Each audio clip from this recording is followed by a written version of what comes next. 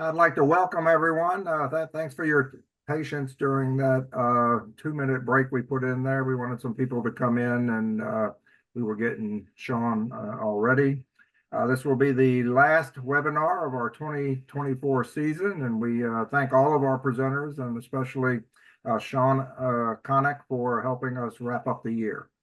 We'll discuss the co-learning conference coming up at the end of the year, but let me give you a quick intro to Sean so that he can maximize and leverage his time with us. Sean Connick is a senior human and organizational performance manager with Quanta Services. He serves as a community-wide resource managing human performance and associated operational learning systems, processes, and tools. Prior to joining Quanta, Sean worked in the construction industry at Pankow Builders as the director of safety. He oversaw safety efforts on work across a wide array of commercial and institutional construction projects. He's a passionate problem solver, which I can appreciate. He introduced HOP principles, concepts, and thought leaders to Pankow Builders. He holds a bachelor's degree in EH&S from Western Carolina University and is a certified professional. And with that brief background, I will go ahead and punt to Sean, and he has opted to take questions as they come. So I'll be monitoring the chat for anyone who has questions, and then I will politely interrupt as needed. Sean, it's all on you. Thank you, Bob. Good morning, everybody. As Bob said, I was at a previous organization. I've been at Quanta for about 3 years now. Some of you may have seen previous presentations on the capacity model, so this could be a little bit of an update on what the blue line is for us. It's been deployed for somewhere around 4 years or so. Those of you who have not heard about the capacity model, this will also give you a little bit of an overview. Okay, so kind of let me go back here. So what Quanta is, and I think one of the things that makes the Quanta experience a little bit interesting is that we're a very large company, about 60,000 employees right now, continually growing, but we're pretty decentralized. We're an organization that finds companies that are run well, often family-owned companies. We acquire those companies and try to keep the things that work well and allow them to keep their own culture. But also it doesn't allow for us to kind of have a centralized system where we say, thou shalt do this today. It's more like goal-oriented. So that presents some interesting challenges. Currently, we're about, as we see up there, we're broken between the electric power infrastructure solutions, renewable energy, and underground utility infrastructure solutions. And we like to think of ourselves at Quanta as a solutions provider. But it is this decentralization and this variety of businesses that we have under our umbrella that, again, it makes things kind of particularly challenging things where you're really trying to sell and not tell. Kind of why we started, I think everybody has their particular reasons, but we just weren't happy with, I think, the things that were happening before. Like a lot of us in safety, we've been doing a lot of things for a long time, and we feel that it's time to change and try some new things. As we know, that traditional safety looks at who failed and why an event occurred, which leaves out a lot of context. I would say this is probably the biggest thing that I spend time with on leaders and trying to look at operational leaders, what they're thinking about and what they're observing and having these discussions, that who versus the why. It's a real challenge, and leaders that have been very successful sometimes don't necessarily feel like they have the reason that they would want to change things. So that's also part of the challenge. Are you comfortable with what you're doing now? So we're also, our approach is from building, just try to build capacity to fail safely and shifting that focus from the who to the what happened, what failed, and how did it occur. 3 simple things to shift to, but I'm sure others folks have experienced as well, that those can be pretty challenging events themselves, or challenging things, concepts to get people to really think about. So this really requires us to do, a big shift within the safety culture of a very large organization. And it's been a challenge to, a lot of folks don't necessarily see that they want to change. I frankly found often the safety professionals too are kind of resistant to change. And it took me some time to, I think, being in this space to understand that is you can give this inadvertent message if we're really changing a huge direction and maybe going a 180, does that call into question the things that people have done before? So we start to encounter that as well within our safety professionals. It's like having to be very sensitive to the fact that, things, if we say we're changing, does that mean the things that we've done are wrong, or are we just learning more and moving forward? So really spending a lot of time talking about identifying hazards and controls, so that the use of the word controls is kind of new to us at Quanta. I've spent my career in the construction field, primarily building buildings, and now at Quanta in the energy sector. Controls aren't just something we haven't really talked about a whole lot until recent years. I know some other industries use that terminology and that concept a lot more, but it's kind of new. So really trying to change, and I would say the next one is the work in progress, the way we plan work and verify and monitor our controls. We're still kind of, I think, figuring out that verify and monitor part and what that we can do to provide value for that. So that one seems a little trickier to figure out. I don't know that I've seen a whole lot of people that have that figured out really well. And so we're trying to match that to our organization. Construction is very dynamic. And really, we have begun to respond differently to failure. And I would say that within an organization, it's what we wanted to change, and we have changed it. Does it mean we're done? No. Some of those responses are still kind of maybe safety 1.0, but easing into the safety point 2 and kind of the hot mentality, and really just talking a lot about listening to the workforce and learning from them. I think one of the challenges of that third one, how we listen to our workforce and learn from them, and really what that means to people. So often that means that I'm having a conversation and I hear them, but I may not really take action. I may not follow up with them. So what we find is a lot of people say that they're listening to the workforce and learning from them. And I think as I've gone through this journey, one of the things I begin to ask to understand it is, can you tell me how you're doing that? Explain that to me. So we really start to understand what they're saying when they're talking to the workforce. Because I think often I take away that they're not talking to the workforce, they're telling the workforce, and they think that they're listening to them. So having those deeper conversations, are one of the things that we've kind of continually had to do, and what that means. What works for us, or why it works for us? We've really taken a lot of big concepts and tried to make them as consumable as possible. And I think we've done a pretty good job of that. I would say the flip side of that is, because of a lot of our process programs for their capacity model are really very tight. They're very kind of consumable and tight.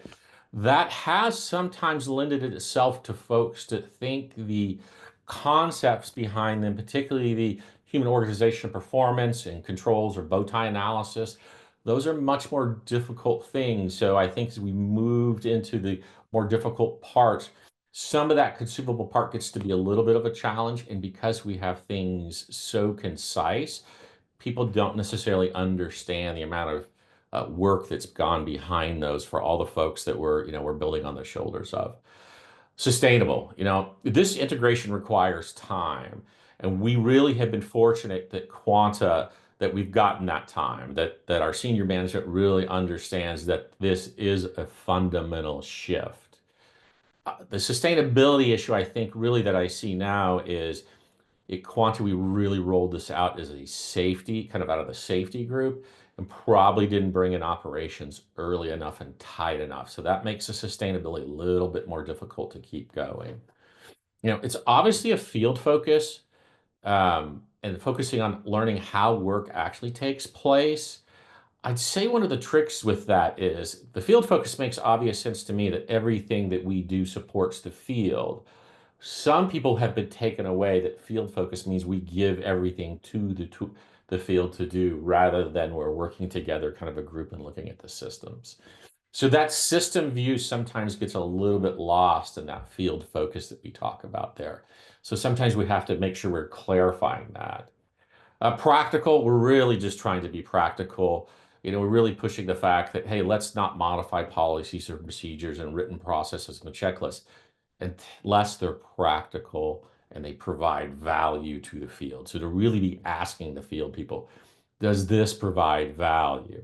Because how many of us in the safety have been in safety for many years, have said, hey, I've got this great idea and I promise it's going to make your life easier. So this is one of those things where we say, hey, we have this idea, tell us how it's working.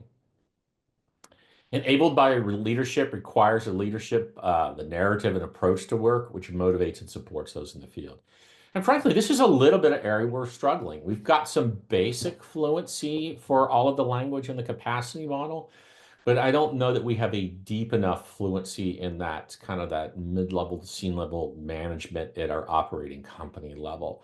Again, because it comes out of safety and because it's, we say, consumable and field focus, that could lead one to think that, oh, I as a leader just need to have a basic understanding and support it rather than being more actively involved. So that's kind of the status of where we are in those things of what we originally focused on. And we continue to focus on these. We have not changed these. Let's see if this will work. As a company, it's really the heartbeat of who we are, is the safety of our people and our employees. Certainly, if you go back 50 years and you continue to do the same thing over and over again, you're gonna get the same result.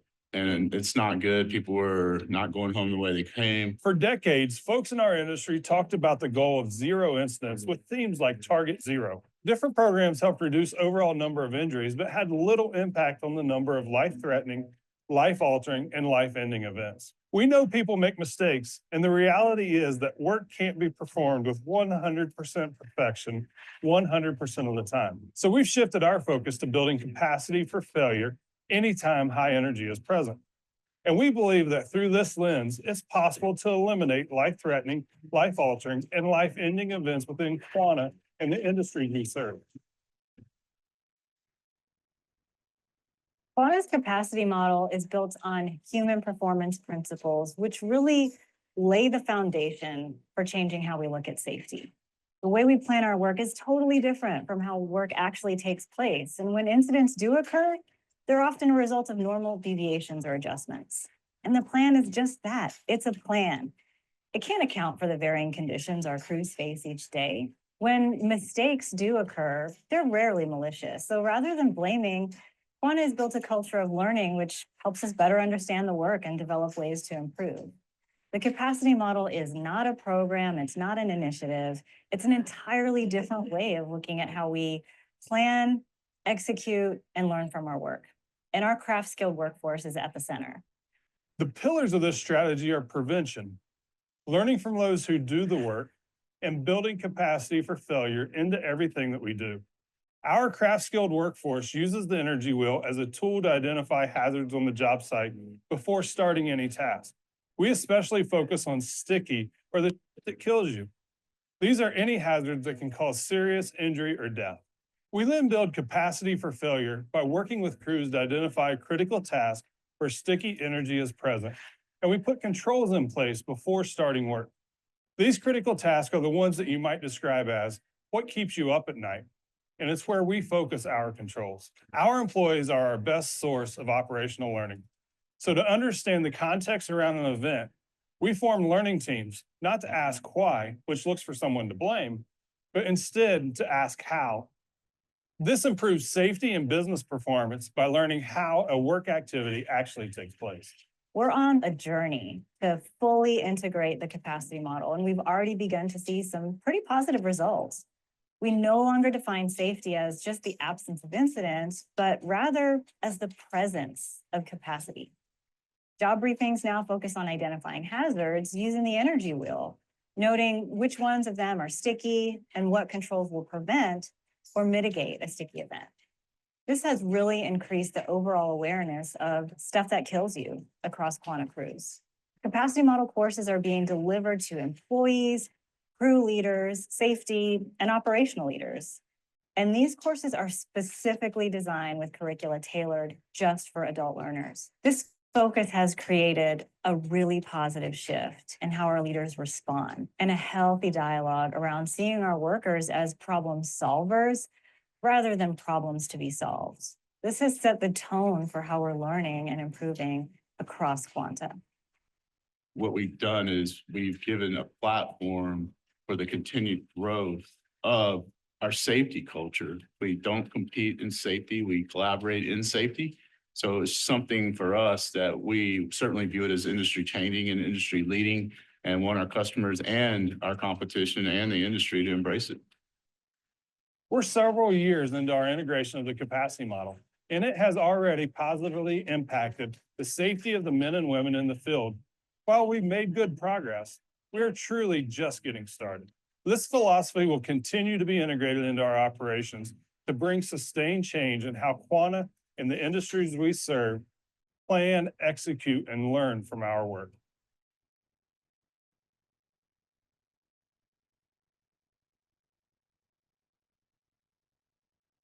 Sean, I do have a question before we go ahead Yes. and get started. This is from our LaRonda. Has your HP program always been in safety? If so, any plans to separate the two? I started my previous company coming through safety, and at Quanta it comes through safety. So I don't know we have any plans to change it, but we did hire somebody recently. Anybody knows Jeb Clay with Vistra, and formerly with Vistra, and they do have it separated. So he has come from an organization where it was under operation. So that is a very good question. I think if I would have to do it over again, I would try to get it through operations or a stronger partnership. So I think that's a really good question of how you do that. I mean, I would say that's the crux of the issues that we're having now, that we come from a classic safety environment where safety is providing things. So it's owned by safety, even though you're a part of it. So hope that answers the question. I'm gonna go ahead and slip one in on my own. On the absence of negatives, I understand not looking at the OSHA board out there and saying that, we have fewer incidents. But I'm kind of foggy on the presence of capacity. Can you explain what the presence of capacity? Yeah, the presence of capacity is just having controls in place so you can fail safely, and whether it's something as simple as your drop zone or your grounding and how your grounding is done. So once the energy has been released, where does that energy go? And so we wanted to wait for the people. Okay, thank So you. some of these are similar concept. Other places we might have kind of rebranded them slightly. Okay, thank you. Okay, so what is our program? Kind of a little more details. We still do the prevention, and I really like that we put together this visual. At my last organization, I was focusing on the learning and capacity, probably not talking about the prevention enough, just thinking it was being done. This keeps the focus on all three elements, that three-legged stool of prevention, learning, and building that capacity for failure, kind of making sure that those controls are in place. Kind of the various elements that we have, we've got our human performance principles, which is the underlying concept of the whole thing. I do think sometimes folks don't necessarily see that. They can see the elements, other elements like sticky, which is stiff. It's just rebranded in a name that seems to ring a lot better with people. I used SIF at my last organization, and I got to tell you, sticky people, it's sticky. People remember it. We have the Quanta Energy Wheel, of which I'll show, our sticky controls framework, which just is really a modified, simplified visual analysis tool, or otherwise called a bow tie. It's a simplified bow tie. And those of us in the construction industry probably have not seen a lot of bow ties. Those of you in other industries may be very, very familiar with them. So that is an introduction to kind of a whole company that really is not seeing these on the construction side. And the operational learning, which includes learning teams, but just getting that mindset of operational learning. Now, one of the first things that's in here that's kind of like our starter is a leadership playbook. So we would start this process at any of our operating units with a leadership playbook that walks through those, tries to have a really good discussion with leadership of where they are and where they think they want to go. I would say the struggle with that, again, is maybe some of the follow through. People go to a meeting, leaders go to a meeting, and they kind of get the action item done, and they can have a tendency to move on. And again, particularly with safety, sometimes they don't necessarily feel like they need to come back. So maybe where LaRonda was asking about that operational leadership, there's not necessarily that natural operational connection to kind of follow through to make sure that these things are happening really well. But these are elements. It's really a great package. If I may politely interrupt again, we have a couple more questions, and I didn't want to lose that train of thought. In regards to, this is coming from Jesse, in regards to capacity, and measuring that, do you have performance indicators that track near misses and determine did the barriers provide capacity from the event being worse versus luck? Great question. Great question. We really had just started that 2 years ago, and I would say this year really refining that. With a large company, that's a big deal to get that done. One of the things that I've noticed also with it moving from the general contracting side, building buildings, commercial buildings, moving into this energy sector, is the client base that we have is very demanding in safety statistics and records. So we have a whole history that goes along kind of with that. So we're having to kind of be slow with that. Okay, I have a follow-up to that. You hit a chord with this Good. this topic. That's what we want. This is from Michelle. Does your definition of capacity only include physical controls? How would you quantify controls that are resources or people? We are trying to do physical controls. Again, we're newer to the controls, so we're starting to do physical controls, but we have certainly started to take a look at some of the things that might be, controls. I participate in some peer groups where we're having some discussions about that, but we're generally looking at physical controls as much as possible. But there's obviously there's administrative controls in there that make physical controls, if that answers the question. But they're not all engineered out. All right. And from LaRonda, have you incorporated any AI into your program? If so, how are the humans responding to that? We have not. So we have not. If somebody has, I'd love to hear about it in the future. And the last one, and we'll let you get back on your stride if Sure. is your playbook, is your leadership playbook something that you all share?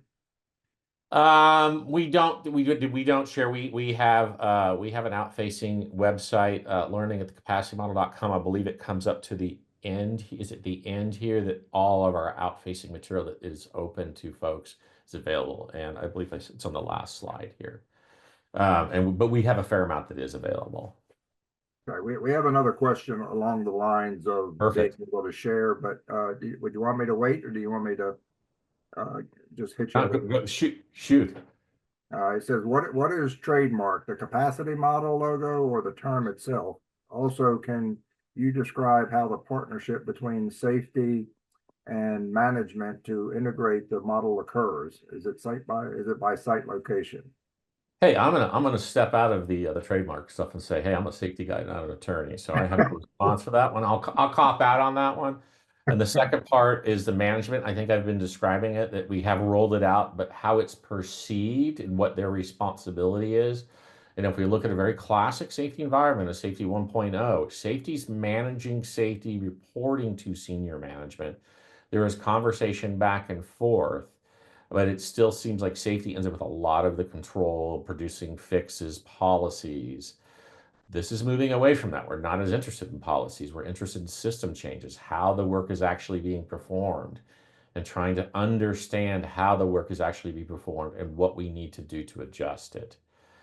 So there's a big gap in between still the way that people think work is performed in the field versus how it actually is performed. So that gap that we talk about in these kinds of meetings with other speakers is clearly there. And that is a really tough one to overcome, particularly if you've been successful in your business. You may not feel the need that you have to change. I mean, we can be coming in and saying, hey, you might want to change. And they may be looking at you going, we've been very successful. Why are we changing? Okay, thanks for your patience and the willingness to take those questions. I'll let you get back on so you can go to Yeah, the next step is the quanta version of Human Performance Principles, built on the work of others, particularly Todd Conklin. This is nothing I think in particular. It's just our wording that we use. When I focus on this, I got the stories. The context is really probably the one I'm trying to get people to understand context, and probably 6 management response, and trying to connect those two. There has been a tendency, I would say, at Quanta to read these and kind of know them and memorize them. but not necessarily understand the deeper science. I would assume that folks that are listening to this call, involved in kind of the deeper stuff of human organization performance, understand how much stuff and information and science and work is behind every one of these. And I say that was a side effect of our kind of concise program, that kind of sometimes lends itself to think these are easy concepts, and they're not. I have not always seen people getting the connection between this and good leadership and good business. I do find that some of the younger leaders, kind of getting in your 20s or 40s, and that younger group tend to be a little more open to newer business ideas, which it seems to also make them open to these ideas. And I think if you read leadership books, you can begin to see the connection here between those two. So we do start to see that with some younger folks, but it is often missed. Sticking in the energy wheel are two things we first introduced to the organization. This is our sticky actual, something that resulted in an actual injury of life-threatening, life-altering, life-ending event. Sticky potential, where no one was seriously injured, but controls were not in place, functioning or effective. Sticky success, things were functioning correctly and effectively, and it was not luck. So we are still having this conversation. I would say, me kind of personally, sometimes I get frustrated that we can spend so much time on defining these. I've been in safety, for 30 something years, and I do honestly get frustrated with some of the statistics. It feels like whatever statistics we start to use, we start to bring in our history of the OSHA recordable and kind of the negative way that that's been used or potentially weaponized on occasion. And we start to kind of bring that culture into these kind of classifications where, are we collecting these to get information? Are we collecting these to drive performance? And if you're collecting them to drive performance, does that potentially drive things underground? So continuing to have those same discussions that many of us have had for years around statistics, and kind of that frustrating thing is, do we have a really good statistic within safety? So this is where we really I think we're into the second year of categorizing these. This year getting much better and continuing to have conversations. But there can be a lot of discussion about individual ones and people what they're trying to do with these and where they would be classified. So we do end up with that history of classification and struggle with it.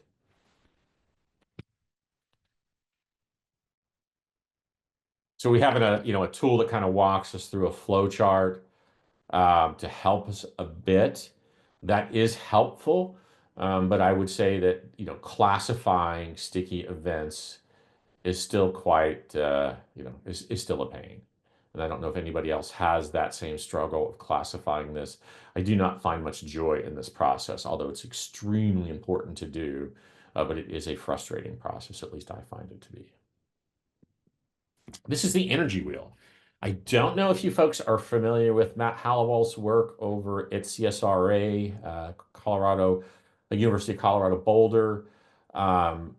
We rolled this out. This seemed to be a really big hit in getting people to focus on hazard recognition. If you don't use this tool, CSR estimated you pick up about 45% of hazards. If you use the tool, you can pick up against safety. This is a tool where I've seen a tremendous amount of drift from its original concept.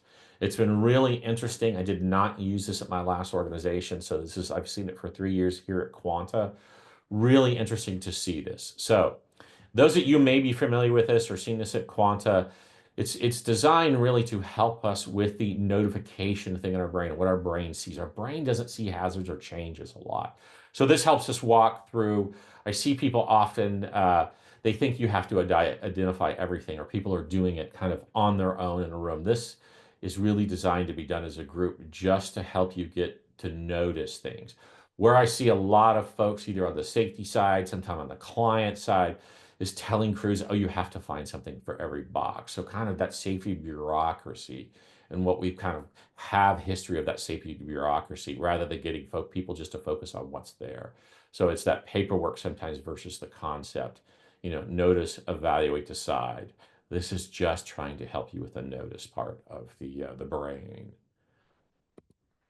So yeah, we've incorporated that into our job briefings in many cases, which has been a great thing. But again, also it can just turn into some paperwork and really losing the focus a little bit. So our sticky controls framework which is really getting again into kind of that bow tie language a little bit, talking about what controls are, and maybe this answers a little bit of the question earlier. So this is what we are defining controls. So acts are things a person does, intends, a combination of acts, sticky controls. But it also walks through, when we do a little more in-depth training, what controls are not: keeping your head on a swivel, situational awareness, watch your complacency, be your brother's keeper, those kinds of things, being highly skilled. So really moving us away from what controls are and what they are not. And it's not saying those non-controls like, keep your head on a swivel, be your brother's keeper. Hey, those are great things. We want you to try to pay attention, but realizing that those are not controls and we're humans. And a sticky control just trying to prevent more of a sticky hazard. So these have not been, really difficult, but the controls conversations is fantastic, allowing people to have discussions of what's a control and what's not. And really moving into, before this process, there wasn't a lot of discussion about preventive versus mitigative control. Preventing something from bad from happening, and the mitigative, the energy has been released. What helps protect the people. So this has been really, really healthy for us as an organization. If anybody's been through this process using, visual control analysis, bow ties, any of those kinds of things, finding how often you have really light mitigative controls and how much prevention you're putting in. So this has been really helpful for us to identify kind of our status quo. The operation learning and learning teams and kind of our progression plan is kind of been the last thing that we had, is kind of this visual plan we had over 5 years. It's loose, but we wanted to give some people some visuals. So there was no necessarily strategy, but as the process was being put together, the TCM program on the various elements, this kind of ended towards the end. If I had my choice, I'd probably put it a little bit earlier before controls, because what I find in the controls process is people are developing these controls. You're trying to be very practical, very consumable, but we can see people adding kind of cut and paste old safety language, make sure you wear your PPE. Well, that's great. But in our controls document, something that's consumable and practical would say, hey, what's the something special PPE you would look at?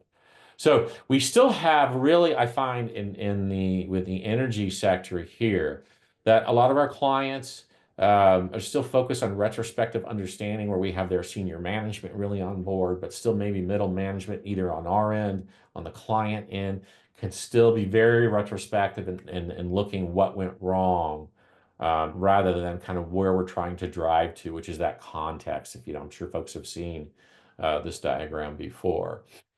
So this is still a bit of a struggle for us to get people on the left side over there on that context side.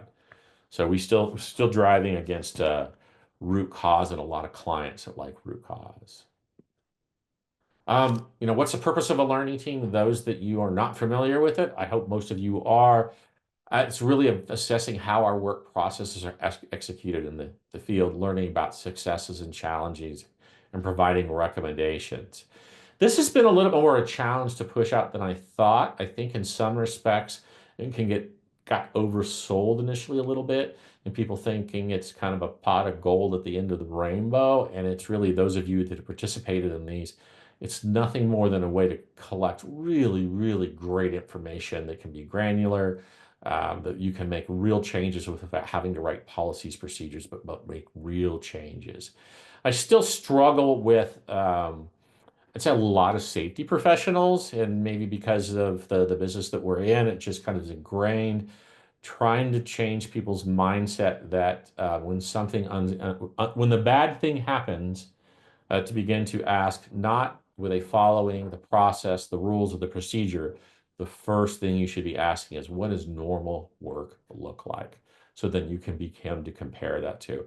So that's still a real challenge, to get people to think in that mindset of just kind of step back, step out of the granular part of an incident, and really try to take a look at the bigger picture and how does the work normally occur. Just because something bad has happened, it may have been working perfectly for a long time, and we need to ask that question. So we're doing learning teams. Again, the challenge could be, I would recommend for people here, the folks, if you haven't done them, and you want to do them, you need to spend a tremendous amount of time or a lot of time with the recipients of these, the management and the safety folks that may be recipients of this. I've learned kind of through some good comments and good feedback with my coworkers that feedback from a learning team can hurt. Feedback about your blue line can hurt. Even if you know that it is different, it can still be painful. So those are some of the things I've learned, particularly with management, that they may be upset to hear that the things are not going as well as been planned in the field. So again, this is where we talk about what learning teams do not do.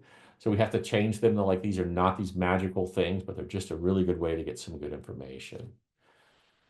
So we've got a case study here, which I think shows really nicely what we've done with one of our best learning teams. So this is a real learning team that we've done. We've got several of our operating units are experiencing significant events with stored energy from stuck equipment on drill rigs. And this is happening across the organization. And where, the different operating companies are not seeing it amongst themselves. So, John, yes, if I can interrupt and catch up on a couple of questions. sure. I tried to do so earlier, but I had my mute on and people just saw me jabbering. Okay, the first one is, does Quanta use the Hallowell EEI severity classification model to determine when something meets the high energy hazard, sticky? It is part of the decision-making process, but it is not the entire making decision process. There's been an awful lot of discussion in that internally, how closely you follow that, because that becomes more of a standard. Some disagreement that it's a little more complicated than it needs to be, but that's a good question because it's really it's part of the conversation on a regular basis. Okay, and I want to thank those who have provided a link to some of those research documents that you're referencing. The second one was, as it relates to controls, have you rolled out to the field level the difference between critical or direct controls versus alternative controls? Yeah. If so, can you share the challenges of getting the field level personnel to understand the difference? For example, the exposure mitigation versus hazard mitigation. That's coming No, up. we really are focused on, that's the consumable part, starting with controls. What is a control? What is not a control? And what is preventive versus mitigative? I would say that we've tried to keep it simple. And I think that, those other things are very important, but I don't know that that's what we wanted to do. And I should add clarification. We would not be asking for the field folks to do this modified bow tie process. That's something that we would be doing internally with safety folks and operations, and those would be on more critical tasks, higher level things, or things where we tend to have problems. So they're going to be the recipients of the output of that, which may be a short checklist, may be something that describes the steps that they need to do, but we're trying to keep that short and concise. So I don't know that we plan to get that detailed with the field at this point in time. That would be my feeling today. You came back and asked me in a couple of years, it might be different. My feeling today is we would not get that detailed. Thank you. Okay, so this learning team we've done, I'm going to run through it quick. I know we're getting a little tight on time. So our traditional, this is happening throughout the organization, multiple places where we fail to recognize the hazard, fail to follow procedure, human error. That's their traditional findings, which I'm seeing that we've all seen before. So, but we do this learning team, and we start to bring the people that do the work, and we start to learn that, hey, these things that be knowledgeable about the work and stay out of the line of fire, what's happening here is it's a lot more complicated than kind of what we typically have seen. So this is one where we've helped to see success in the organization as we look at this Kelly bar drill rig that they were talking about. You can see some of the changes where this center here is it was binding up and crushing folks' fingers. So, learning team figured out how this actually worked. Instead of just writing new policies and procedures and doing kind of the same root cause with various operating companies not seeing it's occurring in other places, bringing people to do together the work. Hey, we start to put levels on the rigs, plate visual indicators. It's not perfect. It doesn't fix it all, but we created this extension tool. So we actually have really getting people to see that the way we imagine the work's taking place is quite different. and getting people to look from the simple causes to the more complex causes. So these things are not new to you folks that may be looking at this, but getting them to understand that some of the simple fixes. So this was kind of a really transformational learning team from us organizationally, really able to make some real changes in equipment, because this is where people were losing digits and having crushed hands. So this is one of the ways that, we're talking about people, talking about trust. I spend it, that last bullet point, benefits include trust, transparency, improved controls process. I focus on a lot with trust with this part of the process. It's like any leader that's reading business books now will see how important trust is to an organization and how much trust can be built with this operational learning concepts and these learning teams, how that's really, really important. So this is kind of getting towards the end. It's not about fixing the workforce, changing or fixing the workforce. I'm still, I'm somewhere 50-50, where a lot of folks maybe don't realize it, but the words that they use are about fixing the workforce and not understanding the workforce and building the capacity, still understanding that. So we still have a lot of work to do with that, really at the core, but we're making progress. I mean, it's one of those things. I've been in this business for a long time. I can see the slow progress year after year. Here's our integration plan. Folks wanted something visual. I think we really, those of us in the hop space were pretty reluctant to put together something like this, because each organization pulls in these parts and pieces in a different way. And there's some organic movement to all of this and how you do things. But at the end of the day, people needed some visual. And when we use this visual, we say, hey, this is not necessarily you, but here's an idea of how these things can work and how you make this sustainable. So here's the link to learningthecapacitymodel.com. This contains all of our out-facing documentation that is available to all of you guys. I think we do a pretty good job of making a lot of stuff available. If I meet you in person and we're together in person, maybe there's more I can share with you, kind of just describing. Feel free to give me a call and talk about any of this stuff. With that, we've got a few more minutes of comments, questions. Sean, to catch up on related to the timeline, curious about what the timeline looks like prior to year one. How long did it take to create this program? The program took about 24 months to put together, but certainly we were flying the plane as we were building the plane, meaning we did not put everything together and roll the entire thing out. That as we developed, say, Sticky and the energy wheel, which were fairly close, excuse me, those were introduced, and then the controls on the operational learning. I mean, the operational learning is at the end, just because that's the way it worked out. It wasn't necessarily strategic. I came on board 3 years ago and helped kind of wrap up that kind of content that we have in there.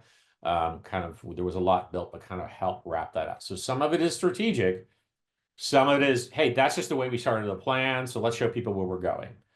So, I mean, I think showing a visual is helpful. You do have the risk, I think, of people thinking that, oh, I need to complete this to get to this. That led to a lot of folks in this first part with our Sticky and the Energy Wheel and our e-learning training, which is available on the website. That did lead people to think, kind of getting in the old school check the box mentality. Oh, I've taken this training. I've had everybody take this training. We're doing the capacity model. We get it. When that was just the first couple steps. And frankly, Sticky and the Energy Wheel are much easier concepts to kind of think about, comprehend, than as you get into the operational learning hop and into the controls part.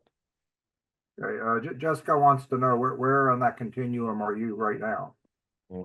We have 200 and something plus operating companies. So I have 200 and plus data points. I have some organization or some companies probably within the organization I've never even seen. So I suspect those people are in a different place. Okay. Sean is asking, no, James is asking Sean, my bad. Sean, reflecting all that you've shared today, what are the top 3 challenges you need to embrace to be successful? Having a message for upper management and really working with that mid-level management, safety and operations together. You've got to have those folks on the same page doing this together. If anybody listens to Todd Conkin's podcast over the years, he said, managers need twice, 3 times the amount. I forget what he says. Gosh, there's a lot of truth to that. Those folks need a lot of training, hand holding. And I don't mean kind of just your formal training, but some formal training with some conversations. It takes time for those folks to build the fluency. So if I had to redo this, look at what I did at my previous company where I started with more management first. I didn't necessarily have a strategy that way. That's the way I did it.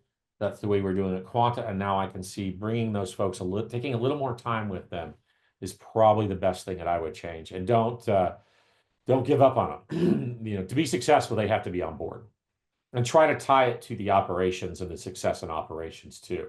In my previous organization, now I'm also starting to get here where people are seeing this like, oh, this is about making work better, not just safety.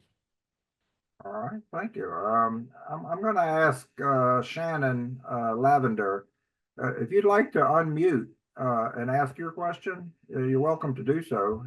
You had a couple of twists to it. Or if Yeah, not, totally. I'm happy to weigh in. Can you hear me okay? yes, we can. Thank you, Shannon. Yeah, well, first, just thank Sean for such a fantastic overview on what you guys have done there at Quanta, and many congratulations. There's definitely a lot that I am looking at in the way of implementing this in our organization. So thank you for sharing your secret sauce. Um, the question that I had initially, Sean, you made mention that when you rolled out the capacity model, you utilized your safety folks to do that. And then in hindsight, operations should have been included earlier in that process. So I just wanted to see if you could elaborate more on, what tangibly, how would that look? What might you have done differently to better integrate operations? Yes, I think we took a traditional view at Quanta, which is, you provide, good training, you have a good training program, and you roll the training out. And I think that operationally, maybe even safety kind of leadership wise, as you get that training done and you're done, these deeper concepts require conversation. And I don't know that we asked the question of what you're going to do in our leadership playbooks. I don't know that we were pushy enough and kind of following it 3, 6 months in a year going, okay, you've had time. What is your plan? We're doing a much better job of that this year. It's really helped. We started that kind of at the end of the year. Now, as we get kind of the end of this year, we're starting to see some maturation in those operational leadership going, oh, this is not working as well.